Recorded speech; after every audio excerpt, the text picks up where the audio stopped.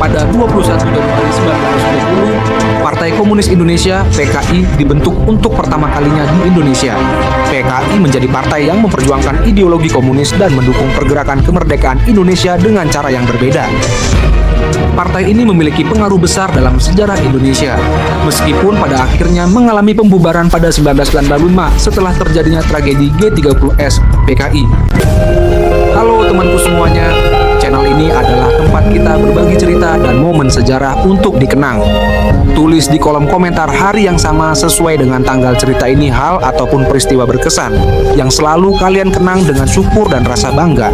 Jangan lupa untuk like, share sebanyak-banyaknya agar kita terus bisa berbagi sejarah dan inspirasi. Semoga setiap langkah kita diridhoi Allah dan membawa manfaat bagi sesama. Pembentukan Partai Komunis Indonesia (PKI) terjadi pada 21 Januari 1920 di Bandung, Jawa Barat.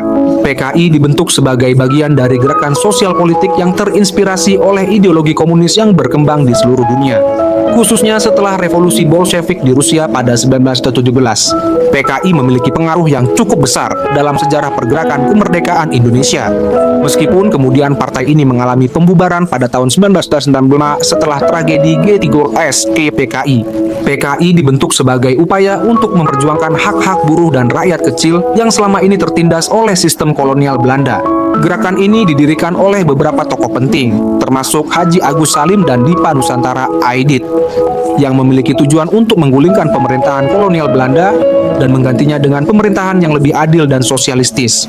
Pada masa awal berdirinya, PKI tidak hanya menjadi partai politik, tetapi juga sebuah organisasi yang sangat aktif dalam pergerakan buruh dan kaum tani di Indonesia. Dalam beberapa tahun, PKI mulai memperoleh dukungan dari kalangan buruh, petani, serta rakyat yang merasa tertindas oleh sistem kolonial. Selama periode penjajahan Belanda, PKI memainkan peran penting dalam memperjuangkan kemerdekaan Indonesia.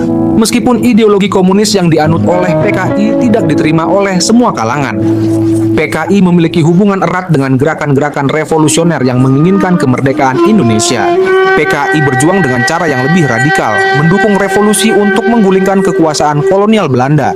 Namun, seiring berjalannya waktu, hubungan antara PKI dan pemerintah Indonesia semakin tegang.